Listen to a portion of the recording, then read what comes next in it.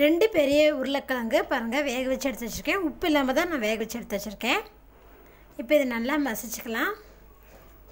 கையிலே மசிச்சுக்கோங்க. நம்ம கையிலேயே மசிச்சு விட்றாங்காட்டி கட்டி இல்லாமல் நல்லா மசிச்சு விட முடியும். உங்களுக்கு வேணால் நீங்கள் பருப்பு மத்தலாம் கூட மசிச்சு விட்டுக்கலாம். கொஞ்சம் சூடாக இருக்குது, அதனால் எனக்கு கொஞ்சம் லேட் ஆகுது மசிக்கிறதுக்கு.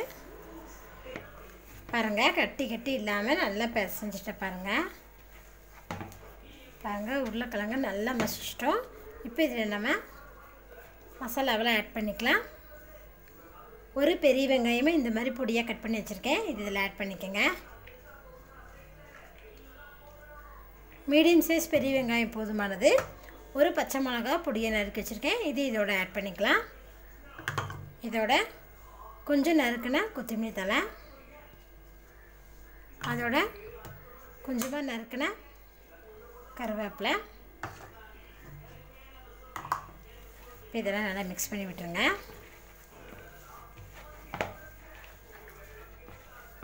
இப்போ இதில் நம்ம மசால் பொடி ஆட் பண்ணிக்கலாம். ஒரு 1/2 டேபிள் ஸ்பூன் கரம் மசாலா தூள், இதோட 1/2 டேபிள் ஸ்பூன் மிளகாய் தூள், இதோட 1/4 டேபிள் ஸ்பூன் மஞ்சத்தூள், ஒரு 1/4 டேபிள் ஸ்பூன் ஜீரகத்தூள்,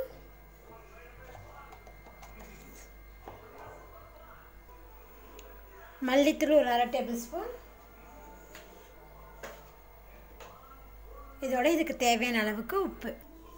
இப்போ இதெல்லாம் நல்லா பிசைஞ்சு விட்டுக்கலாம்.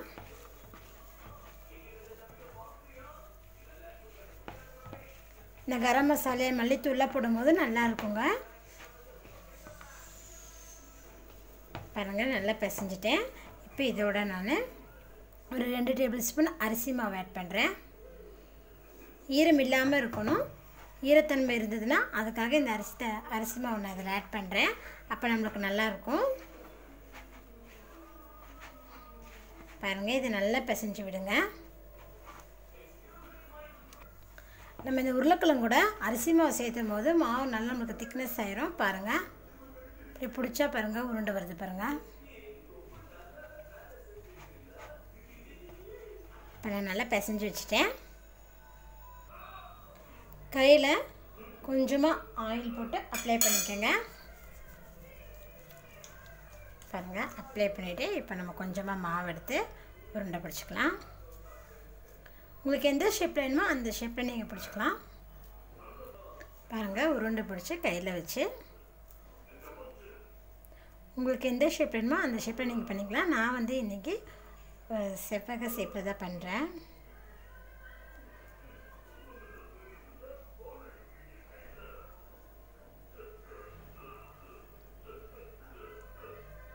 இது ரொம்ப ஈஸி தாங்க இந்த ஸ்நாக்ஸ் செய்கிறது. பசங்களுக்கெலாம் ரொம்ப பிடிக்கும். இப்போ இதை ஒரு பிளேட்டில் வச்சுக்கலாம். அதே மாதிரி எல்லாத்தையும் செஞ்சுக்கலாம். நம்ம ஒரு பச்சை மிளகா வரை கட் பண்ணி போட்டிருக்கோம். மிளகாத்தூள் அதனால நான் 1/2 டேபிள் ஸ்பூன் தாங்க ஆட் பண்ணியிருக்கேன் காரத்துக்கு. இந்த மாதிரி எல்லா மசாலும் போட்டு இந்த மாதிரி உருளைக்கிழங்கு வேக வச்சு இந்த மாதிரி செஞ்சு பாருங்கள். ரொம்ப நல்லாயிருக்கும்.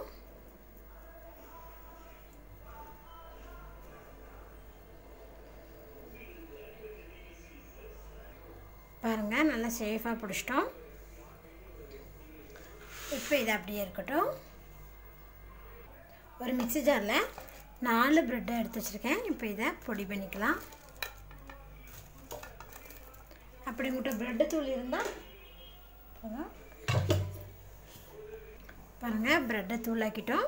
இப்போ இதை வேறு பிளேட்டுக்கு மாற்றிக்கலாம். ஒரு பவுலில் ஒரு 2 டேபிள் ஸ்பூன் மைதா மாவு ஆட் பண்ணிக்கோங்க. உங்கள்கிட்ட கார்ன்ஃப்ளவர் மாவு இருந்தாலும் ஓகே தான். இப்போ இதோட தண்ணி ஆட் பண்ணிக்கலாம். கொஞ்சமாக ஆட் பண்ணி நல்லா அதை மிக்ஸ் பண்ணி விடுங்க கட்டி இல்லாமல். பாருங்கள் தண்ணி ஊற்றிட்டு கட்டி இல்லாமல் நல்லா நான் கலக்கி வச்சுருக்கேன். நம்ம ரெடி பண்ணி வச்சுருக்கிற உருளைக்கிழங்க மைதா மாவுலாம் டிப் பண்ணிடலாம். டிப் பண்ணிவிட்டு பிரெட் தூள்லாம் கோட் பண்ணிக்கோங்க. எல்லா இடத்துலையும் கவர் ஆகிற மாதிரி கோட் பண்ணிக்கோங்க.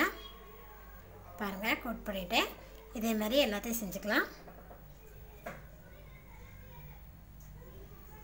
பாருங்கள் எல்லாம் ரெடி ஆகிடுச்சு. இப்போ இதை நம்ம எண்ணெயில் ஃப்ரை பண்ணி எடுத்துக்கலாம்.